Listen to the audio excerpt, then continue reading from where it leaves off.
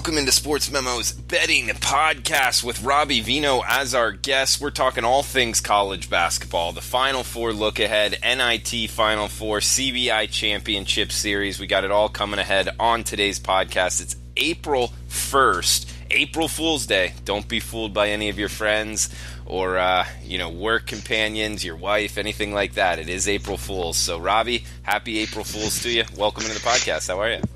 Glad to be here, Drew. Happy April Fool's to you as well. All right, man. Well, Robbie, we're not trying to trick anybody on the podcast here. We're coming straight at you, so we're not trying to do anything tricky for the listeners out there. No, nothing tricky at all. Robbie Vino's got his free play up on the Los Angeles Angels, Seattle Mariners tonight on Sportsmemo.com. It's $9 Monday at Sportsmemo.com. That's not April Fool's. All plays are discounted to just $9. Even the 5%ers, normally $30, discounted to just $9. If you're listening to this on Tuesday, that means that it's $2 Tuesday. So the top handicapper, which is Alex B. Smith, actually, in hockey, his top play will be discounted to just $2 on the site. So Monday and Tuesday, great days to check out sportsmemo.com. But this is all about college basketball with Robbie Vino. And Rob, we got the Final Four. We get, the NIT Final Four. We got the CBI tonight. We're going to talk it all. Let's start off with the CBI game tonight. We got DePaul versus South Florida. Looks like the line is 2 here with South Florida at home. And the CBI is a 3-game championship series. This is a smaller conference tournament. I believe it was 16 teams. They whittle it down to 2. And now they play a 3-game series, DePaul versus South Florida. The first game in Tampa. The next 2, DePaul will be at home. It's 151 the total. South Florida -2 tonight. I'm looking towards the Bulls. I didn't release it to the clients or anything like that, but I think that South Florida has an advantage tonight in laying just the 2 points. I think that there's value on the home team. How do you view DePaul versus South Florida? Yeah, and the first thing with this tournament, the CBI, Drew, is Game 1 almost becomes a must-win for the home team. As you just mentioned, DePaul's going to get home floor Game 2, and if necessary, Game 3. So for South Florida, this is it at home. You have to grab Game 1. So from that situational perspective, you would like the home team in this game. We've seen a bump from the opener of 1.5 up to 2 across the board here today. See a stray 2.5 out there as we speak. But that is not just a small situational angle. That's an important situational angle here, because if DePaul comes in and wins Game 1 and then has the next 2 at home, it's going to be very, very difficult for South Florida. This is another game. We're down to very few college basketball games for this week as all these tournaments wind down to crowning champions. But this is one of those games, Drew, where, again, we're going to have a style contrast. South Florida, we see what they do to other teams with their defense and their pace. They keep the games low scoring. DePaul, on the other hand, has been an offensive juggernaut throughout this tournament.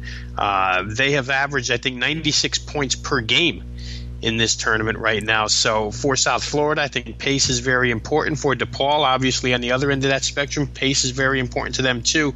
I like the South Florida guard play. The only thing that you can't really trust with South Florida, I mean, it's an asset and then it's a liability at the same time. They get to the free throw line a lot during games. They get to the free throw line as much as anybody in the country almost, but then when they get there, they don't make the free throws. They're a poor free throw shooting team. So getting there is one thing, knocking them down is something else. If you're in a close game, you worry a little bit about South Florida at the free throw line. But I think if you just look at the player matchups, South Florida has the defensive backcourt to be able to slow DePaul down a little bit. And like I say, I think if you weren't going to play South Florida in Game 1, the home team, then you probably shouldn't play it at all.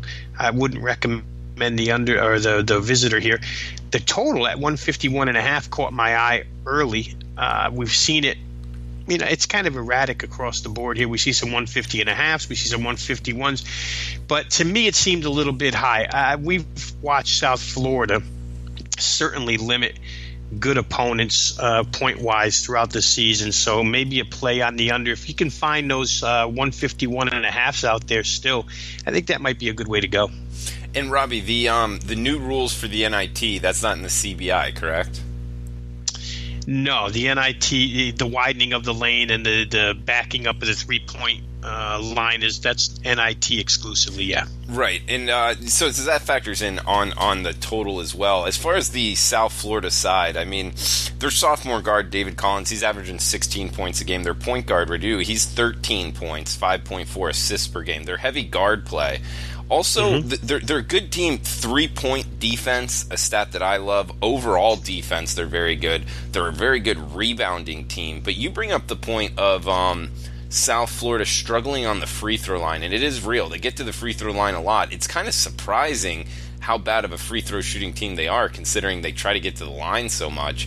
And it's almost a situation, I don't buy points very much, but seeing this -2, I would love to see it at -1, just because, if it falls at that one number, I think that USF is the side, but teams that struggle with free throws, I hate laying numbers with those types of teams. So looking into buying a point on this. But the CBI tournament, this is the tournament North Texas won over the San Francisco Dons last year in the 3-game series. And I agree with you. I think tonight's the night to be betting USF here.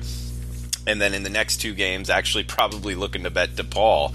But yeah, tonight I'm looking towards the USF side as well. And one thing here on the DePaul point guard, he should play. He was in concussion protocol, but he was out last game, and he should play tonight. So overall, looking towards the USF side. Robbie, anything else on this game before we move to the NIT in the Final Four?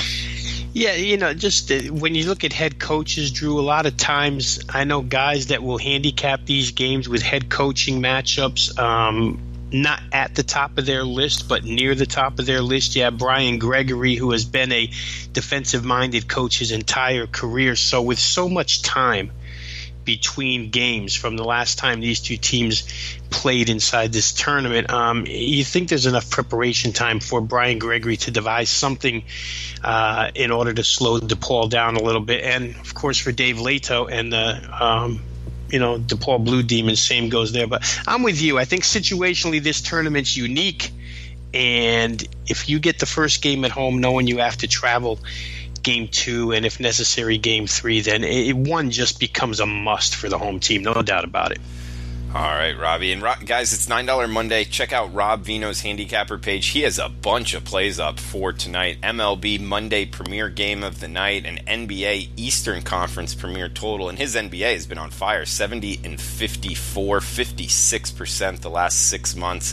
That's in the NBA. NBA is a tough sport to beat. There aren't many people in the industry that can beat it. Robbie is so far this year. He's also got another MLB play and another NBA play up as well. All of those plays discounted to just $9. Robbie, let's talk the NIT Final Four, and then we'll end it with the Final Four here. The top of the card for Tuesday night, 7 p.m., Wichita State, Lipscomb. Looks like Pick'em -1. That's Wichita State laying in this one, 150.5. This one in Madison Square Gardens. Robbie, how do you look to bet it? Yeah, it's a matchup of two extremely hot teams. Wichita State obviously coming from off the pace, to use a horse racing term, mid-season. Greg Marshall kind of got it together with these guys. They started as usual, like a usual Wichita State team would, through the defensive end. They created some offense because the offense outside of McDuffie had been absolutely miserable all season long. But then things started to fall into place. They can play either way, Drew, which makes the total in this game kind of interesting. Wichita State, go through their game logs, watch a bunch of their games, and you'll see games where they can grind it out 60-58, and then you'll find other games where they can get up and down 81-77 or something in that vicinity. Obviously, Lipscomb would love to go ahead and play the quicker pace. So many guys on this team that we remember from last year. Garrison Matthews, the star of the team, but Rob Marbury, Eli Pepper, a couple of guys who were involved in Lipscomb's run last year. So it's a veteran squad as opposed to Wichita State, which is a young squad. You get to the bright lights of Madison Square Garden here, and in some ways I would trust the veteran team a little bit more. Obviously, Greg Marshall's got a ton of experience in NCAA tournaments, so he can bring that to his kids. Lipscomb, not so much. So, from the mental part of the game, it's a little bit difficult to handicap. I think if it had to be played, if you were forced to make a bet on this one, I would probably look toward this game going over. I think Lipscomb finds ways to force tempo no matter how you want to play. And again, Greg Marshall's been around the block more than once, and I'm sure he doesn't want to get into a track meet with Lipscomb, but there are times when, quick threes and you get a rebound and you just want to run. It's human nature for especially a young team to just want to get out and go. And I think Lipscomb can speed them up a little bit. Lipscomb is the better shooting team for sure. Like I say, the more veteran team, I kind of trust them more. But I think that we see the line move, and a pretty solid line move toward Wichita State, because people are riding what they consider to be the hot club right now. Wichita State's been hot for quite some time. Lipscomb kind of, meds a Mets down the stretch, but they really picked it up through the ASUN tournament and into this tournament. For me, I might take a look at the over. Right now, Lipscomb's 3 games in the NIT. And remember, they had no easy road, Drew. Lipscomb did not draw one home game this entire tournament. They went on the road for all 3, played Davidson, a slow team. Their Ken Palm tempo rating over 300. They had to play NC Greensboro, again, a defensive-minded team, not one to want to push pace all that often. Then they played NC State. All 3 of those games, they averaged 171 points, 170.7 to be exact, so almost 171. That's well above what we're asked to lay here. And, Wichita State, tempo-wise, is no different than, in fact, they're a little quicker than Davidson and maybe a little quicker than NC Greensboro. So I think Lipscomb might be able to get the pace up a little bit here. We'll see if there are nerves involved. If there are, sometimes over 150 is tough to get when there's nerves involved. But I think Lipscomb's veteran enough to shake those early. Okay, and we're talking the Tuesday night NIT card with Robbie Vino. It's $9 Monday on sportsmemo.com, and the Tuesday handicapper discounted to just $2 is Alex B. Smith. We got 9:30 Eastern tip Tuesday night on ESPN. Texas versus TCU. 138 the total. Looks like -1 TCU laying in this one. Some -1.5s out there, Robbie. This is an interesting matchup as well. I mean, Texas didn't look good in the early start of this NIT tournament, but they find themselves in the Final Four of the NIT. Not necessarily covering games. Last game they covered, but the first 2 didn't look good. Kind of lucky to get out of it, but nonetheless, they're within 2 wins of winning the whole tournament. So you think Texas can keep this rolling? Yeah, and they've had their share of personnel issues, right? We go back to last third of the season when their star guard Kerwin Roach was suspended, since brought back to the team, but only in the capacity of a 6th man, although he's playing pretty close to starter minutes right now. In fact, I would say he's playing starters minutes right now. But you lose Roach for a few games, have to deal with that. And then one of their top bigs, freshman Jackson Hayes, goes down in this tournament. They lose him, I think, in game 1, and they've had to overcome that. Now, I'll say this. They got the benefit of the doubt as far as getting every single game at home and catching Colorado, their most recent win, after Colorado had played 2 nights before and then had to travel real quick to Austin. A lot of these travel teams, Drew, we hit on it a little bit during previous podcasts, but in these lesser tournaments where teams look like the committee was just trying to eliminate them by sending them out on the road. Then if sending them out on the road wasn't good enough, let's put them on short rest and send them out on the road again. And when it got to that point, those teams started dropping like flies. They couldn't last that long. And for Colorado, a team that actually had a couple of home games, it was probably the quick turnaround that did them in, because they were never really close in the game against Texas, which got Texas here into the Final Four. So I would say they were a beneficiary of the schedule. That's not to say TCU wasn't. They got to play everything at home. They got the same accommodations or friendly accommodations from the NIT committee. So it's almost as if, they wanted both of these teams to be here. I know TCU was a 1 seed in their bracket, so certainly committee was hoping to get them here. Jamie Dixon, former Big East coach, back in the Garden. He's had his share of battles there, so nothing new for him. I like their point guard play, obviously, with Alex Robinson. You like Desmond Bane, for Quetnoy, these TCU guys. Those three especially have been the core of this group all season long. When they were asked to play Texas earlier in the season, it's hard to use that game as a gauge, Drew, only because you have so many personnel differences between then and now. For TCU, it's a team that had to readjust and go four guard. For Texas, like I say, they've overcome a couple of things. So I think if I'm trying to fundamentally break this game down, I would just use current form. Current form, to me, is on the side of TCU. Again, a team that would love to play pace. Texas would love to play slow and defense. I think the subtraction of Hayes from the lineup might make them a little bit more vulnerable on the boards. TCU is not a good rebounding team, not a large team by any stretch in the paint, but without Hayes, maybe they can negate that rebounding edge enough to where their shooting, their free throw shooting, their tempo, they own edges in all of those areas. So for me, it would probably be TCU in this game. I think the bettors kind of look at it the same way right now. We saw Texas open as a 1-point favorite, TCU now as high as 1.5. I kind of agree with that line move. I think at this current time, TCU is just a better team. Robbie, great breakdown of the NIT and CBI here, and what a lot of people are waiting for, I'm sure, is the Final Four breakdowns from Robbie Vino. It is $9 Monday on Sportsmemo.com, and if you listen to this on Tuesday, $2 Tuesday, 2 great days to check out the site. Robbie, we got Auburn versus Virginia, Texas Tech versus Michigan State for it all. They're the 2 Final Four games on Saturday night, the championship game on Monday. Let's start off at the top here. 6:09 Eastern tip. The Auburn Tigers, Virginia Cavaliers. Line came out 5.5. 130.5 as the total. That's 5.5 Virginia laying in this one. It's the 1 seed Virginia Cavaliers. I know a lot of people had them here versus the 5 seed Auburn Tigers, and I'm sure not a lot of people had them, the 5 seed Auburn, making it to the Final Four. They were the only 5 seed to make it out of the first round. They find themselves in the Final Four. It's been a heck of a run for Auburn. Fun to watch. What's your overall thoughts here? Your kind of first initial thoughts here, the Auburn-Virginia matchup? Boy, can you remember back, Drew? It seems like so long ago, but do you remember back to the opening game for Auburn against New Mexico State? Yes, I do. do.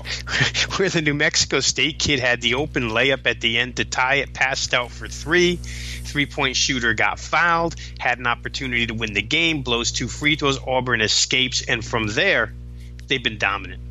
Mowed through Kansas, mowed through North Carolina, and I shouldn't say they were dominant against Kentucky, but seeing that they were shorthanded without Chuma Okike to help them out on the front line, they were only out-rebounded 38-33 yesterday. Great job by Bruce Pearl's team. They got behind early. They weren't shooting well early, but they got it together, and of course extended out in overtime to get themselves the win. So you have to give them all the credit in the world. This is another difficult matchup. We saw something interesting out of Tony Bennett in their most recent contest against Purdue, which again was another barn burner. I mean, Carson Edwards, it's a shame he got eliminated from the tournament because he played his heart out, but Virginia played well in that game too. And what we saw there, Tony Bennett, his team was getting beat up on the glass a little bit and inside, and he went to 2 bigs for a while. Not only Diakite, their starting center, but they went to Diakite and Jack Salt together.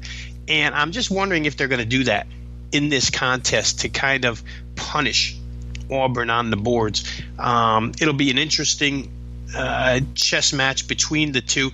Bruce Pearl is not going to change anything he does. Tony Bennett's not going to change anything he does as far as style is concerned. So you get that great contrast in who can impose their will on the other side.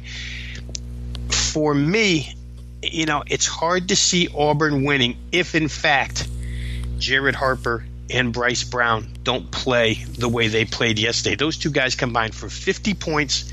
Auburn only scored 77. Those 2 guys go 15 of 16 from the free throw line to win that game against Kentucky.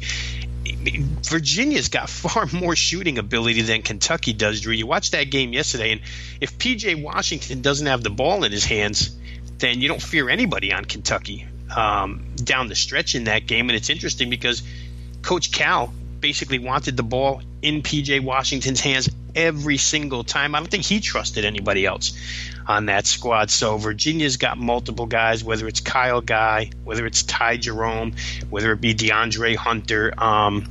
They've got more options, and I think maybe they outlast Auburn here. That being said, the point spread to me shows value to the Auburn side. My numbers showed Virginia to be a 3.5 point choice here, not a 5.5.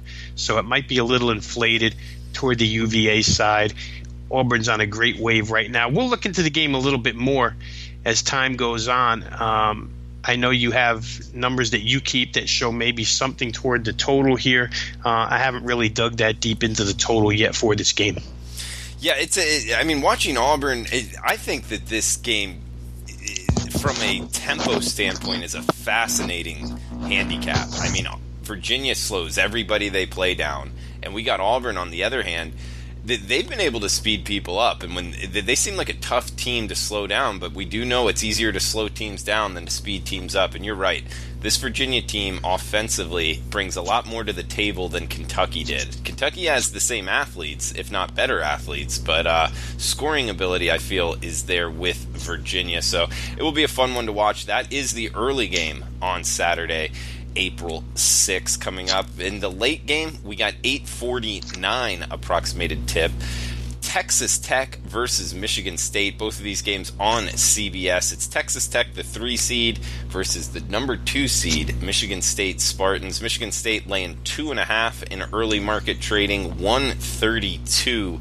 133 being the total, anywhere in between there. So some opinion on this total with Texas Tech, Michigan State from the sports books. How do you initially view Texas Tech, Michigan State, Robbie? Yeah, and real quick, Drew, I'm just going to go back for 5 seconds here just to say that Carson Edwards single-handedly was able to speed, maybe not speed Virginia up, but he was able to get that game over the total rather easily. That game was listed or closed at 127. I had a play on that game going over, and it was never in doubt. Carson Edwards single-handedly, because of his shooting ability, got UVA to take some quicker shots, and the second half really went, for Virginia, up and down, and everybody made shots. You could almost see Jared Harper or Bryce Brown putting on the same type of display, because they're the same type athlete that Carson Edwards is, with that type of range and shooting ability. You could almost see them. Here we're only looking at 130, so maybe something fundamentally to think of if you're going to go play the total in that game. For Texas Tech and Michigan State, I don't know that I could doubt Texas Tech whatsoever now, Drew. I thought Gonzaga had the upper hand on this team in that game on Saturday, and Texas Tech proved me wrong. The defense was amazing once again. Jarrett Culver was amazing once again. He got a little help in that contest from Mooney and Moretti, which he needs for this team to continue advancing. But they had some foul difficulties in that game. Didn't matter. They faced a team that's just loaded with scoring options. It didn't matter. Michigan State's basically Gonzaga, if you ask me, and maybe they're Gonzaga with a little less height, because I don't know that Michigan State pounds you inside the way that Brandon Clark and Hachimura do for Gonzaga. So for Texas Tech, I don't know that this matchup is much different. We know one thing, having a long time off between Saturday and Sunday's games and this coming weekend's games, it'll help Tom Izzo's team a bunch, because the elation after that win over Duke, 1 point win over Duke, and the fashion that they did it in, I think they need that time to come off of cloud nine. Izzo very good at motivating his players. He'll have them ready to go. But again, Chris Beard's a guy we have to bring up on this podcast, because his coaching ability really being seen on a national level right now. I haven't seen anybody yet, Drew. You tell me if you think any different. I haven't seen a single person yet find a way to guard Jarrett Culver when he wants to score. When he wants to get to the rim, he gets to the rim. If he wants to shoot a three, he finds a way to get open for the three, and he shoots free throws well. To me right now, Texas Tech doesn't seem phased. They seem like a better defensive team to me than Michigan State, and I don't know that it's going to be that hard for them, or any harder than it was for them to contain Gonzaga. Especially Gonzaga got to play that game on the West Coast. Didn't matter. For me, it might be Texas Tech in that matchup. Yeah, and that's a good point with the location as well, as far as this one being in Minneapolis. So I guess all the teams have the extra preparation time, but still something to keep in mind as far as where the game is going to be played. I will follow it up with one question. I mean, Cassius Winston, in my opinion, Robbie, is the most underrated point guard in the country. As far as how good he'll be in a shot in the NBA, I don't know. But just in college basketball, I do think he's a step up as far as what the Texas Tech defense is going to have to contend with. He's a very cerebral player, very smart player, very well-coached player. So if you're looking towards Texas Tech, how much does Cassius Winston at the point guard for Michigan State scare you? Well, I'll say this. If you go through the list of point guards that Texas Tech has had to face so far, you would put Cassius Winston on the top of that list. I don't think that Josh Perkins is a better point guard than Cassius Winston. If you go back to the Michigan game, I really don't believe Xavier Simpson is a better point guard than Cassius Winston. If you go back to the Buffalo game, of course, they're loaded with guards, but their main assets are their shooting guards and swingmen. So better at point guard is Cassius Winston and then Northern Kentucky. So that's, from a matchup perspective, it's something that they haven't dealt with yet. This is an elite point guard who can, once again, find his shot at the rim. He can find his shot from distance, and he runs that team real well. So that's a good point as far as Michigan State's concerned. Probably if you're sizing them up, if you're trying to use Gonzaga, as I was, as a comparison of opponents for Texas Tech, I think you clearly have to give point guard edge to Michigan State. Texas Tech hasn't seen one as good as him through this tournament. All right, Robbie, great breakdowns all the way through. Guys, check out Rob Vino's page on sportsmemo.com. You can check out all of the Sports Memo website. $9 Monday, every play discounted to just $9. Robbie Vino has 5 plays listed. You can get them all. You can get one, all of them, just $9. MLB Monday, premier game of the night up there.